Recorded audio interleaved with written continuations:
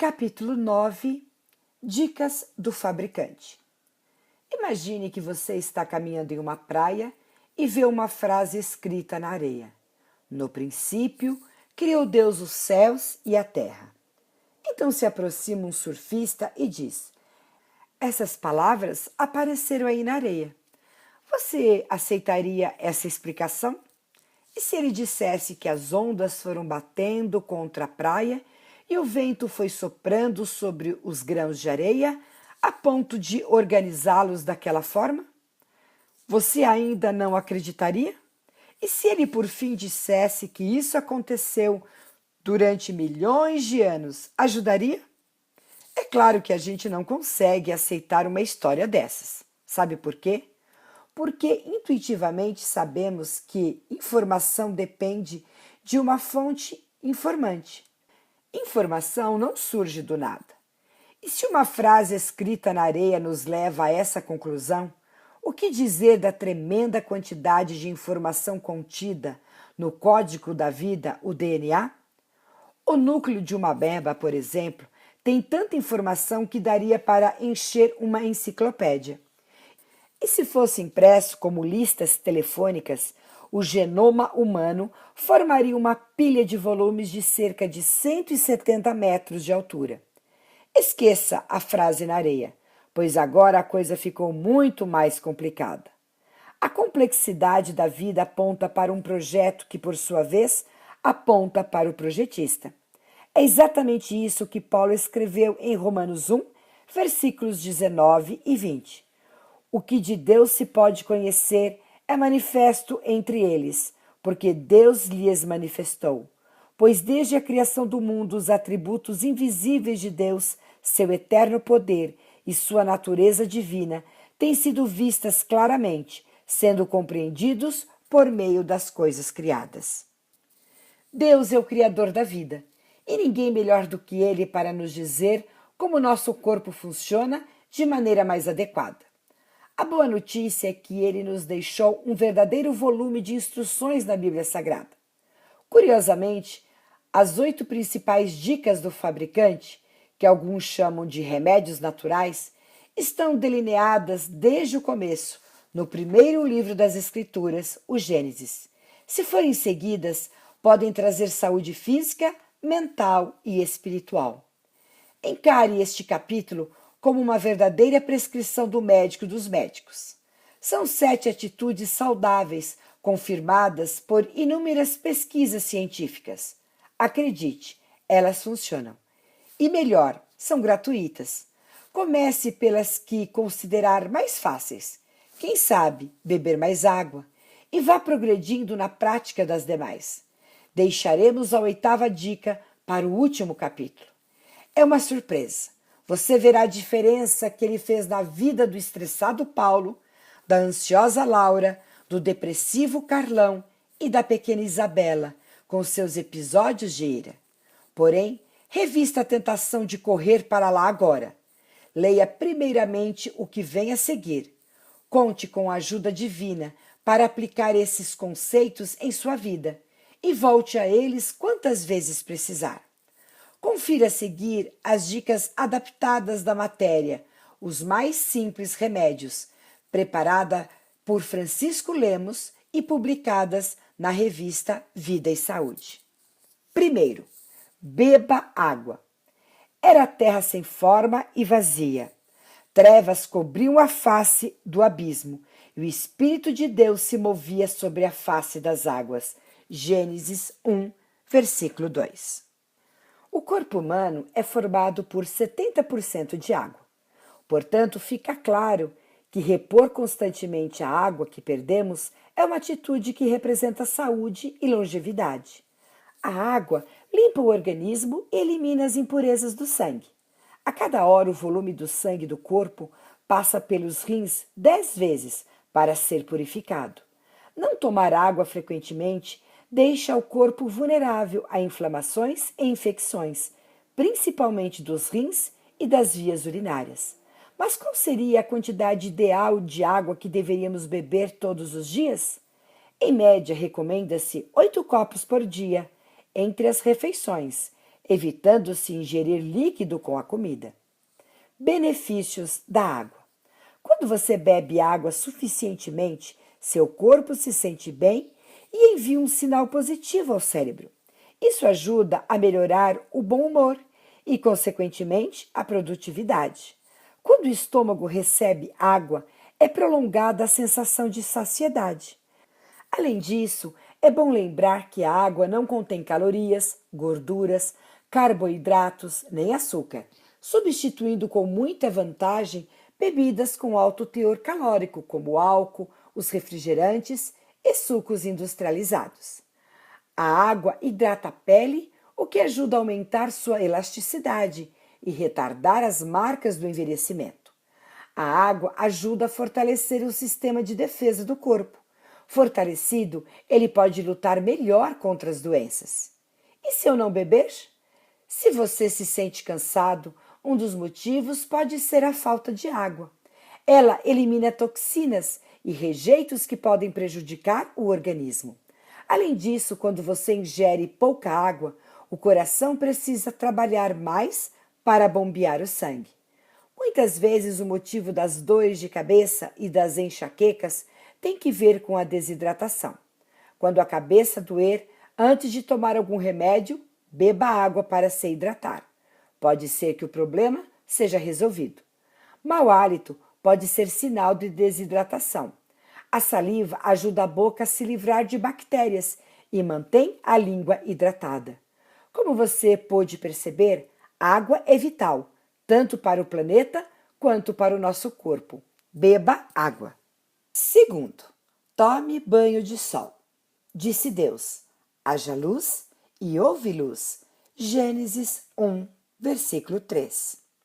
Os raios solares exercem múltiplos efeitos sobre o corpo humano. Eles ajudam a combater bactérias e outros micro-organismos. A ação antisséptica é produzida pelos raios ultravioleta. Se a dose de radiação solar que a pele recebe for conveniente, todos os processos vitais serão estimulados pela luz visível, assim como pelos raios ultravermelhos e ultravioleta, que não podem ser vistos. Entenda como eles agem. Na pele, dilatam os vasos superficiais, provocando maior afluxo de sangue à pele, contribuindo para evitar o acúmulo de sangue nos órgãos internos do tórax e do abdômen.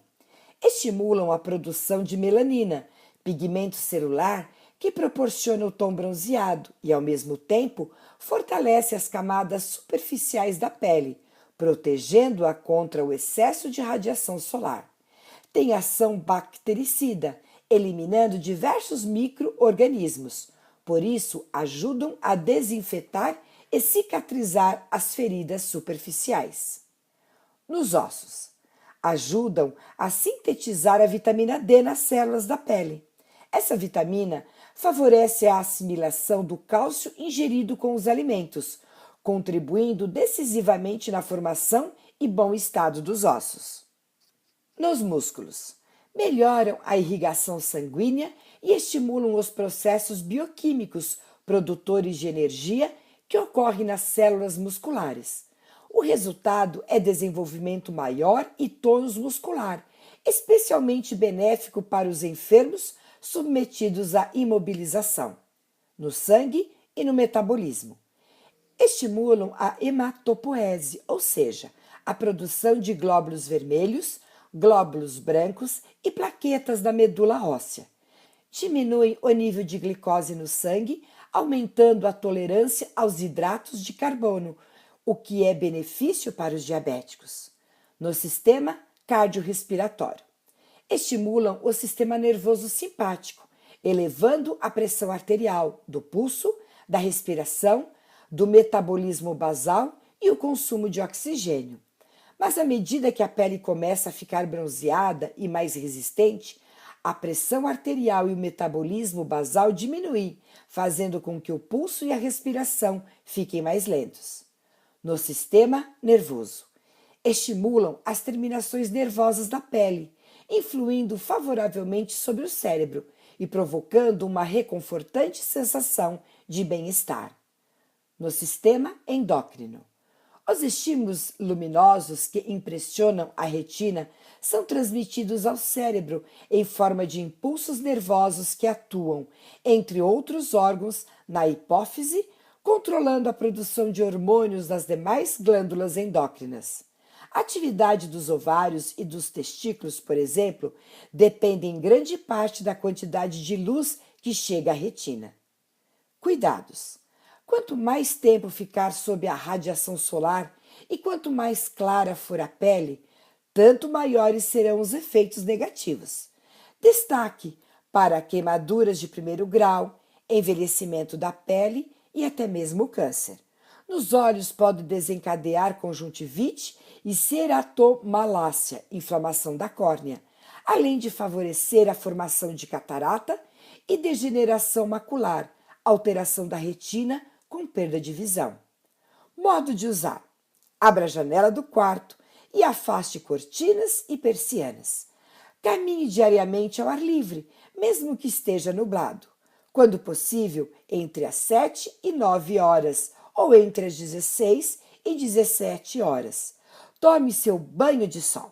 Cerca de 20 a 30 minutos de exposição são suficientes. Se o local em que você trabalha é totalmente fechado, permaneça alguns minutos ao ar livre no horário do almoço. Ao fazer exercícios, prefira estar ao ar livre ou em um ambiente bem iluminado e com janelas abertas. Terceiro, respire fundo. Então Deus fez o firmamento, atmosfera. Ao firmamento Deus chamou o céu.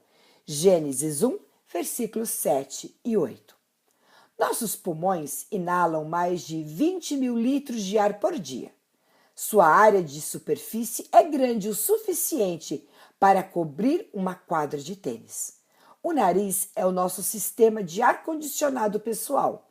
Ele aquece o ar frio, esfria o ar quente e filtra impurezas. O ar contém aproximadamente 20% de oxigênio, sendo o restante nitrogênio e outros gases. Uma vez que o corpo humano funciona com oxigênio, cada uma das células precisa receber um suprimento constante e renovado desse gás, ou então morre. Diariamente passam pelos pulmões 12 metros cúbicos de ar, que entra no aparelho respiratório, atinge os alvéolos pulmonares, alcançando uma área superior a 70 metros quadrados. O problema é que o mesmo ar que transporta o oxigênio vital também pode levar outros gases menos saudáveis, além de partículas que atingem os alvéolos e outras regiões onde produzem irritação. Geralmente, a poluição do ar atua como fator coadjuvante na doença de uma pessoa, pois agrava o quadro já existente. Pessoas com doenças respiratórias e cardiovasculares são as mais susceptíveis à poluição atmosférica. Precisamos respirar. A despeito da poluição do ar, precisamos respirar. Uma pessoa em trabalho sedentário necessita de 300 a 500 litros de ar. E se estiver fazendo um trabalho físico intenso, vai precisar de 2.500 a 4.000 litros por hora. Por isso, é importante passar o maior tempo possível em contato com a natureza e nas zonas rurais, onde o ar é mais limpo. Quando respiramos calmo e profundamente com regularidade, além de irrigar o cérebro, o ar chega a todas as partes dos pulmões, fazendo com que o sangue também circule adequadamente por elas. Há também o aumento da resistência local a infecções das vias respiratórias, laringe, traqueia e brônquios. As mucosidades retidas nas vias respiratórias se mobilizam e saem mediante a expectoração ou tosse. Aumenta a resistência às infecções, melhora o rendimento intelectual e reduz a irritabilidade. Siga essas dicas para respirar melhor. Elimine a fumaça dentro de ambientes fechados. Limpe regularmente os dutos de ar e os filtros dos aparelhos de ar-condicionado. Areje sua casa, abrindo portas e janelas pelo menos uma vez por dia. Em dias nublados e cheios de fumaça, faça isso à noite ou logo pela manhã. Se possível, durma com uma janela aberta para ventilar o quarto. Use purificadores de ar com moderação. Não deixe o carro ligado em uma garagem contígua à casa ou próximo a uma janela aberta. Faça exercícios físicos aeróbicos, correr, nadar, andar de bicicleta, caminhar vigorosamente. Conserve o motor do seu automóvel regulado e, se possível, deixe-o em casa algumas vezes e vá a pé para o trabalho. Beba água pelo menos de 6 a 8 copos ao dia. Mantenha a pele limpa e hidratada. Lave os cabelos com frequência. Não jogue lixo nem detritos a céu aberto. Ao estabelecer residência, procure lugares com melhor qualidade de ar. Habitua-se a passar fins de semana e feriados longos fora da cidade. Respire o ar puro do campo. Não se exercite em locais de tráfego automobilístico intenso. Quarto, alimente-se bem. Disse Deus: Eis que lhes dou todas as plantas que nascem em toda a terra e produzem sementes, e todas as árvores que dão frutos com sementes. Elas servirão de alimento para vocês. Gênesis 1, 29. O cardiologista Everton Padilha Gomes concluiu um estudo intitulado Advento in Cor, em seu doutorado em cardiologia pela Faculdade de Medicina da Universidade de São Paulo, USP. O estudo, feito a longo prazo, teve como proposta analisar o estilo de vida dos adventistas do sétimo dia e a prevalência de fatores precipitantes de doenças crônicas, especialmente cardiovasculares. Os resultados dos que seguem a orientação do estilo de vida adventista, incluindo o vegetarianismo, foram comparados com os de pessoas que não seguem esses princípios. Pesquisas nos Estados Unidos já haviam mostrado que os adventistas que seguiam as recomendações de saúde da igreja, como alimentação balanceada e exercício físico, viviam até 10 anos mais que a média dos americanos. Everton reproduziu a pesquisa norte-americana em São Paulo, com 1.500 adventistas com idade entre 35 e 74 anos. Os participantes foram divididos em 3 grupos: vegetarianos estritos, ovo-lacto-vegetarianos, vegetarianos que comem ovo e tomam leite, e pessoas que comem carne. O grupo dos vegetarianos obteve as respostas mais significativas: redução de 10% da medida de cintura e colesterol total 10% menor. Os índices que indicam maior predisposição ao diabetes e alterações nos vasos sanguíneos foram animadores, com uma redução de 20%. Everton apresenta os dados para reforçar que o mais importante é aumentar o consumo de frutas, legumes e verduras em nossa alimentação e que os vegetarianos tenham uma dieta equilibrada. No início da pesquisa, ele ainda mantinha os mesmos hábitos, até que pouco a pouco foi se rendendo. Ou eu permanecia com autojustificativas e depois sofreria as consequências de um estilo de vida inadequado, muitas das quais eu já estava começando a padecer, ou eu me rendia diante das evidências, confessa. Felizmente, o Dr. Everton optou pelo caminho mais trabalhoso, mas também mais compensador. A dedicação ao estudo advento foi o grande confronto de que precisava. Seus 128 quilos e índice de massa corporal 41 passaram a incomodar mais do que antes. Além disso, desejava que seu discurso médico estivesse em harmonia com suas práticas pessoais de saúde. Posso dizer que tirei a poeira de muita coisa que sabia da medicina e de muita coisa que sabia pela igreja, mas não aplicava, constata. A partir da decisão por um novo estilo de vida, Everton afirma que nenhuma fórmula mágica foi necessária, nem dieta especial. Adotei uma dieta regular de 3 refeições diárias, compostas por alimentos simples. Também excluí o açúcar e a maioria dos refinados. As horas após o trabalho, gastas com a leitura de e-mails, redes sociais, filmes e séries, foram substituídas pela esteira. Não foi fácil, especialmente no primeiro mês. O espantoso é ver que o organismo realmente é dependente de algumas coisas. Inicialmente eu me sentia sem forças, depois foi ficando mais fácil. Hoje em dia, sem exagero, sinto até enjoo do cheiro de determinados alimentos. Meu paladar ficou mais apurado. Enfim, sinto que meu organismo está funcionando melhor. Em 3 meses, meus exames clínicos mudaram significativa e positivamente. Nem nos meus pacientes que fazem uso dos medicamentos mais sofisticados vi algumas das mudanças que experimentei, ressalta Everton. O cardiologista perdeu quase 50 quilos em um ano.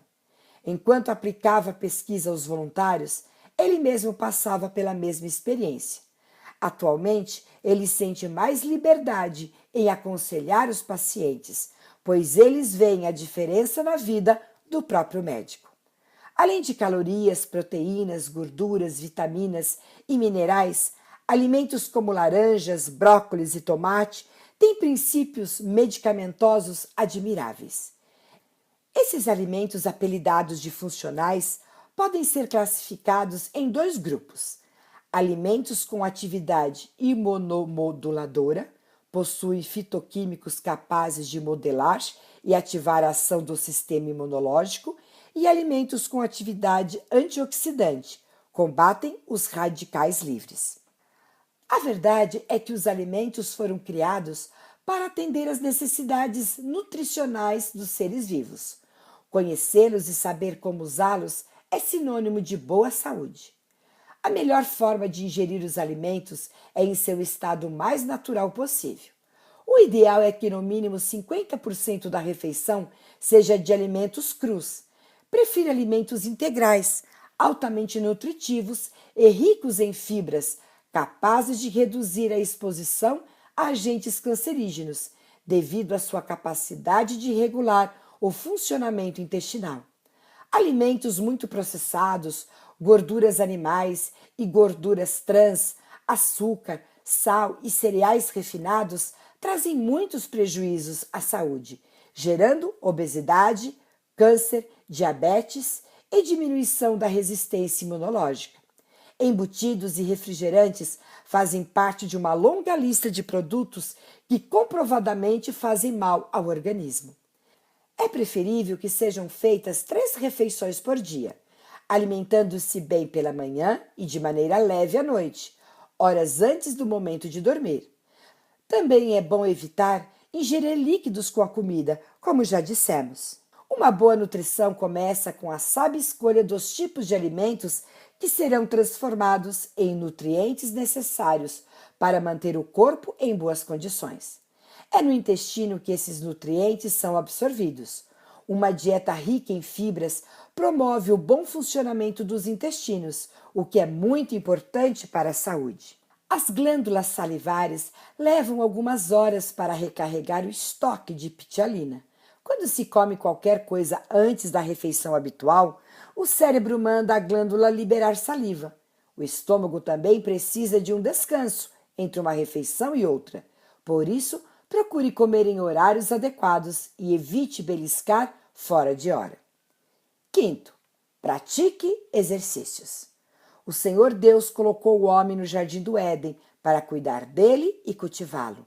Gênesis 2,15. Uma coisa é certa, e os médicos do mundo inteiro concordam com ela. Fazer exercícios físicos regulares proporciona benefícios que nenhuma caixa de remédio pode oferecer. Afinal, somos criados para uma vida ativa e natural.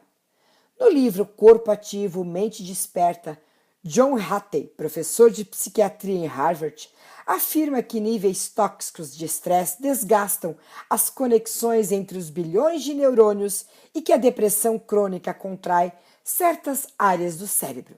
Por outro lado, o exercício físico libera uma cascata de neuroquímicos e fatores de crescimento que podem reverter esse processo, ajudando a sustentar a infraestrutura cerebral. Isso contribui até mesmo para a capacidade de aprendizado. Há muitas outras vantagens na prática de exercícios físicos. Eles ajudam a fortalecer o coração e aumentam a capacidade pulmonar, o que dá à pessoa mais disposição para as tarefas comuns do dia a dia. Fazer exercícios físicos previne a osteoporose, pois ajuda os ossos a reter maior quantidade de cálcio. Exercícios aeróbicos. Correr, andar de bicicleta, nadar e caminhar com energia combatem o estresse e a depressão, além de, entre outros benefícios, reverter o quadro das doenças metabólicas adquiridas, diabetes, câncer e doenças do coração. Diminui a pressão arterial, pois após o exercício a quantidade de adrenalina diminui. Além de controlar a pressão, a prática moderada do exercício físico evita que pessoas normais venham a sofrer com o problema. O exercício físico regular reduz os altos níveis de colesterol e de gordura saturada na circulação. Além disso, aumenta a produção do bom colesterol que protege as artérias. A prática de exercícios ajuda a recuperar os limites fisiológicos em termos de necessidades alimentares, principalmente se o exercício for acompanhado de alimentação natural. Além disso, a tireoide é estimulada a permanecer várias horas funcionando após o exercício físico, acelerando o metabolismo geral. Isso ajuda a controlar o peso. Exercícios físicos liberam endorfinas e levam a uma sensação de bem-estar. Mantém o humor sob controle. Em longo prazo, reduzem a frequência cardíaca de repouso, aliviando o coração. Facilitam a ação da insulina e a circulação periférica, tratando o diabetes tipo 2. Melhoram a autoimagem. Reduzem a taxa de triglicerídeos. Favorecem o bom sono. De fato, a lista dos benefícios é muito mais extensa. Se você ainda não se convenceu de que precisa se mexer, saiba que a inatividade continuada pode levar à falta crônica de aptidão física, tornando a pessoa vulnerável ao cansaço e ao esforço físico, que fugir ao seu normal. O sedentarismo é causa comprovada de várias doenças. Portanto, mexa-se. Seu corpo, seu cérebro e suas emoções agradecem. Sexto, descanse. No sétimo dia, Deus já havia concluído a obra que realizara, e nesse dia descansou. Abençoou Deus o sétimo dia e o santificou, porque nele descansou de toda a obra que realizara na criação. Gênesis 2, versículo 2 e o versículo 3. O trabalho excessivo encontrou campo fértil em nossa disposição inata para o consumo e o acúmulo de bens. Para ter coisas, muitas vezes nos matamos de tanto trabalhar. Muitos vivem no limite do cansaço, sem dar um tempo à vida, como Paulo, lembra? Descansar é mais do que a suspensão de atividades. É renovação e reconstrução. Vejamos algumas atitudes que podem ajudar você a ter um pouco mais de descanso. Trabalhe na medida certa. Encerre seu expediente no horário normal e, ao voltar para casa, deixe todos os problemas no trabalho. Se pensa que sem você o serviço não anda ou que a empresa vai falir, lembre-se de que, se você ficar doente ou morrer, outro substituirá. Relaxe. Os músculos necessitam de um período de descanso e recuperação. Um dos melhores relaxantes fisiológicos é o exercício físico. Meia hora de caminhada vigorosa, por exemplo, já é suficiente. Durma. Não sacrifique suas preciosas horas de sono em atividades que o deixarão mais tenso ainda. Se você tem insônia, evite tomar calmantes para dormir. Faça exercícios físicos moderados, pelo menos 4 vezes por semana. Não coma muito à noite. Dê preferência a uma alimentação à base de frutas e pão integral. Apague todas as luzes. Um banho morno antes de ir para a cama também ajuda a relaxar. Antes de ir dormir, evite atividades ao computador, filmes e noticiários, pois agitam o cérebro. Leia um salmo da Bíblia e experimente confiar em Deus. Entregue a Ele seus problemas e preocupações. Um dia em cada semana. Reserve um dia da semana como especial para repouso físico, mental e espiritual. Como já vimos, Foi pensando nisso que Deus estabeleceu a semana mediada por um dia de repouso, o sábado. Nesse dia, o repouso, conforme o mandamento bíblico, inclui a cessação de todas as atividades do trabalho comum e a separação de tempo para meditar e realizar atividades, tais como visitar enfermos e pessoas necessitadas. Mateus 12:12. Se você é uma daquelas pessoas que acreditam que não podem parar nunca, lembre-se de que Deus criou o mundo em 6 dias e fez uma pausa no sétimo. 30 dias em cada ano. Aproveite as férias para ficar com seus filhos. Esse período deve ser sagrado para a família. Saia e faça coisas diferentes, mude de atividade. Mesmo que seja dono de seu negócio, não abra mão de montar um esquema de férias. Dê um jeito. Você precisa disso. A vida passa, os filhos crescem, nós envelhecemos e o trabalho permanece como sempre. Sétimo, pratique o domínio próprio. Coma livremente de qualquer árvore do jardim, mas não coma da árvore do conhecimento do bem e do mal. Gênesis 2, versículos 16 e 17. Compulsão é a dificuldade que uma pessoa tem de exercer controle sobre um hábito. Estima-se que 1/3 dos brasileiros adultos lute contra algum tipo de compulsão. Fala-se de compulsão alimentar, compulsão relacionada aos vícios de fumar e beber, compulsão sexual e etc. A compulsão alimentar é responsável em grande parte pelo alto índice de obesidade no mundo. Muitas pessoas comem demasiadamente para preencher algum tipo de vazio, não só o do estômago, e não conseguem controlar o impulso por meio de remédios. Fumantes têm maior índice de câncer de pulmão, na boca, câncer de laringe, no esôfago, pâncreas, bexiga e rins do que os não fumantes. Úlceras estomacais e duodenais são 60% mais comuns entre eles. O vício de fumar retira o cálcio dos ossos, acelerando o processo da osteoporose. O hábito de ingerir bebidas alcoólicas também cobra um alto preço. O álcool promove o aumento da pressão sanguínea e é tóxico para os músculos do coração. Aumenta o risco de derrame, morte súbita, decorrente de arritmias e músculos cardíacos doentes, além de contribuir para o desenvolvimento da cirrose e do câncer. Para vencer, a resistência à compulsão começa com o exercício do domínio próprio, o que pode ser definido em uma palavra: temperança, que significa a abstinência de tudo o que é prejudicial e o uso equilibrado de tudo o que é bom.